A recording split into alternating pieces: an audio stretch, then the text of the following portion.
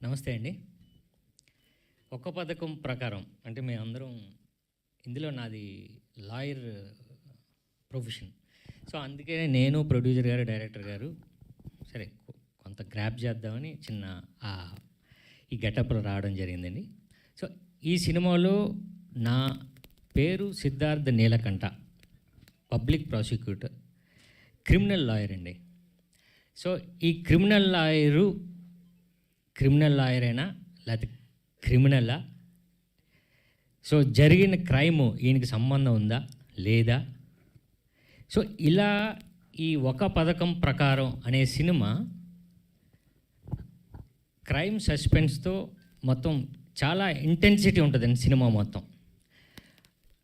అంటే పర్టికులర్గా వినోద్ విజయన్ డైరెక్టరు, ఈయన గురించి చెప్పాలంటే అండి, బెర్లిన్ అవార్డ్ అంటే వరల్డ్లో one of the best awards, ఆస్కార్లో నెక్స్ట్ అవార్డ్స్లో బెర్లిన్, అది చిల్డ్రన్ ఫిల్మ్ ఫెస్టివల్లో చిల్డ్రన్ అవార్డ్స్. అది వరల్డ్లో 5000 మూవీస్లో ఈయన ప్రొడ్యూస్ చేసిన సినిమా బెర్లిన్ అవార్డు గెలుచుకుందండి. అలానే అదే సినిమా వట్టాల్ అనే సినిమా నేషనల్ అవార్డు కూడా వచ్చింది ఆయన ప్రొడక్షన్లో. సో బేసిక్గా ఆయన నేషనల్ అవార్డు విన్నర్. సో నాకు ఈ కథ చెప్పినప్పుడు వినోద్ నాకు 2005లో నాకు పరిచయం అండి. అప్పటి నుంచి మా ఇద్దరు ఫ్రెండ్షిప్ స్టార్ట్ అయింది. ఎప్పుడు కుదరలే. కానీ ఈ కథ నాకు చెప్పినప్పుడు ఈ సినిమా నాకు చాలా అంటే ఎలానో ఒక నేచర్ లాగా నాకు ఈ సినిమా నాకు రావడం జరిగిందండి.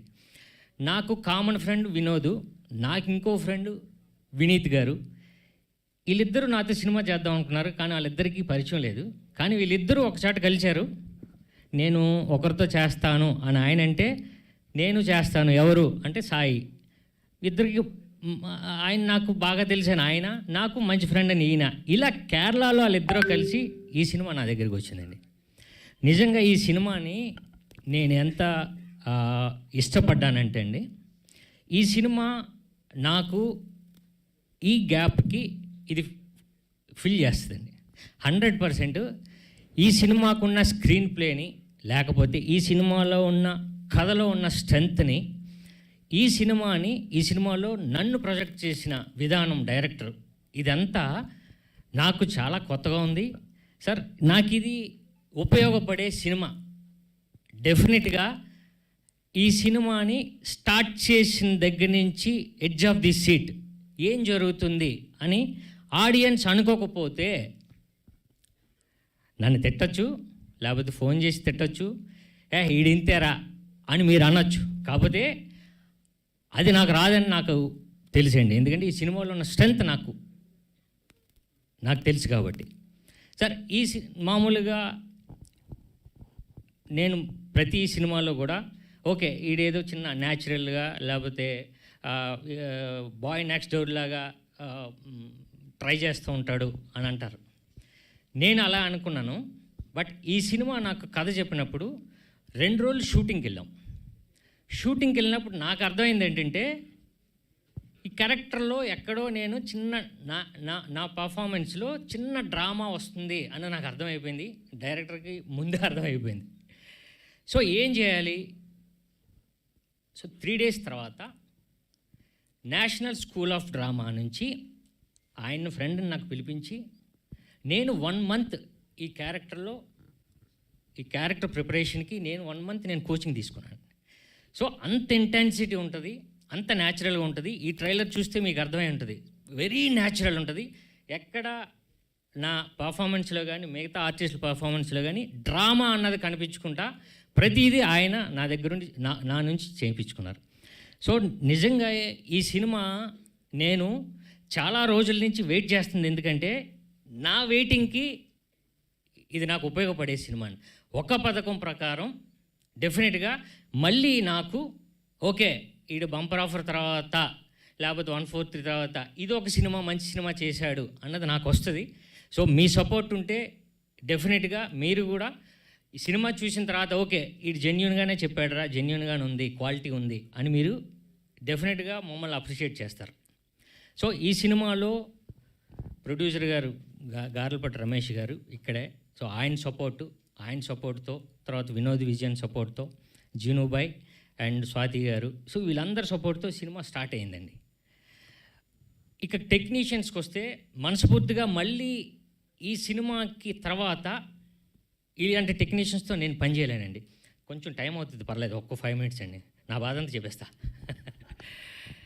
సో ఫస్ట్ డిఓపి గారు రాజీవ్ రవి అని, one of the best DOPs in India అని మీరు కొడితే టాప్ 10లో ఈయన ఉంటారు. సో గ్యాంగ్స్ ఆఫ్ వసేపూర్ కానీ, దేవుడి కానీ, చాందినీ బార్ కానీ, లేటెస్ట్ అక్షయ్ కుమార్ గారి బెల్ బాటమ్ కానీ, బాంబే వెల్వెట్ కానీ, ఇంత పెద్ద డిఓపిని ఆయన ఈ సినిమాకి తెచ్చారు. సో అందుకని ఈ క్వాలిటీ వచ్చిందండి. సెకండ్, మ్యూజిక్ రాహుల్ రాజ్ అని, కేరళలో చాలా పెద్ద మ్యూజిక్ డైరెక్టర్, ఆయనకి ఫ్రెండ్. ఈ సినిమాకి ఎక్స్ట్రాడినరీ 2 సాంగ్స్ ఇచ్చింది ఆయనే. ఇక బ్యాక్గ్రౌండ్ స్కోర్ మన గోపీ సుందర్ గారు. సో ఇలాంటి పెద్ద టెక్నీషియన్స్ ఇందులో పనిచేశారండి. వీళ్ళందరూ national award winners. Art director take off అని ఫహద్ ఫాజిల్ సినిమాకి ఆయనకి నేషనల్ అవార్డు వచ్చింది. సో మేకప్ మ్యాన్ పట్నం షా అని, ఆయనకు ఒక నేషనల్ అవార్డు. సో వీళ్ళందరూ రావడానికి రీజను వినోద్ విజయన్. సో వీళ్ళందరితో నాకు పనిచేయడం నాకు అదృష్టం అండి. ఈ సినిమాకి వీళ్ళందరూ కలిసి నాకు ఒక పథకం ప్రకారం మాకు ఒక సినిమా హిట్ ఇస్తున్నారు. అది నేను డెఫినెట్గా నేను చెప్పగలనండి. సినిమా ఊరకనే ఏదో తీశారా చూసాం కాదు. మీరు ఈచ్ అండ్ ఎవ్రీ షాట్, ప్రతి ఆర్టిస్ట్ పర్ఫార్మెన్సు, బ్యాక్గ్రౌండ్ స్కోరు, లేకపోతే ఆర్ట్ డైరెక్షను, ప్రతిదీ ప్రతి షాట్లో కనిపిస్తుందండి. సో అంత ఆయన శ్రద్ధతో మేము కూడా కొంచెం ఒళ్ళు దగ్గర పెట్టుకొని అందరం పనిచేసాం. ఈ సినిమా నాకు ఊపిరిస్తుంది 100% నేను నమ్ముతున్నానండి. సో ఇంత మంచి సినిమాని మేము చేసాం. సో మీరు ఆదరిస్తే మేమందరం నిలబడతాం. మీరు సినిమా చూసిన తర్వాత ఓకే వీడికి ఓటేయచ్చు అని మీరు మాకు అప్రిషియేషన్ వస్తుంది. సో February 7th ఈ సినిమా వస్తుందండి. సో ఎంజాయ్ చేయండి. ఇలాంటి థ్రిల్లర్, సస్పెన్స్ థ్రిల్లర్ మీరు ఈ మధ్యకాలంలో చూసి ఉండరు. ఇంత క్వాలిటీ, ఇంత మేకింగ్ మనం మళ్ళీ ఇంకొకసారి చూడబోతున్నాం. So thank you so much అండి. తర్వాత February 7th ఈ సినిమా మీద నా నమ్మకంతో ఒక చిన్న కంటెస్ట్, అంటే చిన్న దాన్ని మీకు అది మీరు ఛాలెంజ్ అంటామా ఏదంటామా అన్నది కాదు, కానీ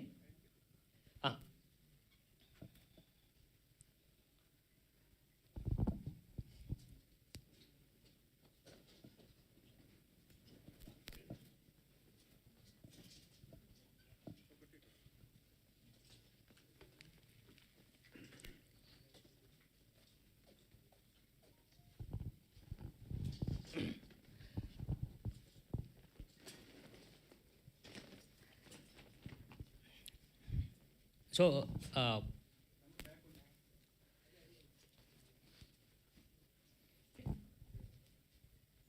సినిమా ప్రమోషన్స్కి అంటే ఈ సినిమాని ఎలా ప్రమోట్ చేయాలి, లేకపోతే ఈ సినిమాని ఇలా కాన్సెప్ట్తో చేయాలి, దీన్ని ఎలా చేస్తే ప్రమోట్ అవుతుంది అని మనం ప్రమోషన్స్లో మనం ఆలోచించాలండి. బట్ ఈ సినిమాలోనే ఒక ప్రమోషన్ ఉంది. సో దాన్నే మేము పెట్టుకున్నామండి. అదే పట్టుకుంటే 10,000. ఈ సినిమాలో విలన్ ఎవరో కనబడితే మీరే హీరో.